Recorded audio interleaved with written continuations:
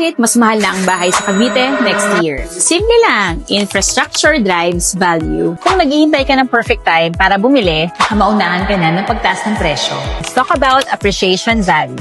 Habang natatapos na ang mga mega infrastructure projects gaya ng LRT1 Cavite Extension, ang biyahe mula Baclaran hanggang Nyog ay magiging 25 minutes na lang. At ang Bataan-Cavite Interlink Bridge na magkoconnect sa Central Luzon at South, lalo magiging accessible ang Cavite. At alam niyo naman ang rule sa real estate, pag tumataas ang accessibility, sumasabay ang pagtaas ng presyo ng lupa.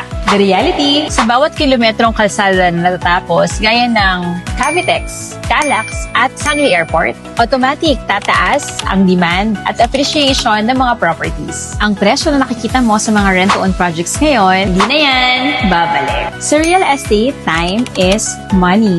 Ang mga projects sa dynamic areas like Tanza and Nae ay nakakaranas ng 5 to 10% annual price increase. Ibig sabihin, ang presyong nakikita mo ngayon ay presyong kaibigan na yan kumpara sa market value niya next year. Huwag mo hayaang kainin ng inflation ang savings mo. Ilagay mo yan sa asset na lumalago habang natutulog ka. Tandaan! In real estate, you don't wait to buy. Buy and then wait.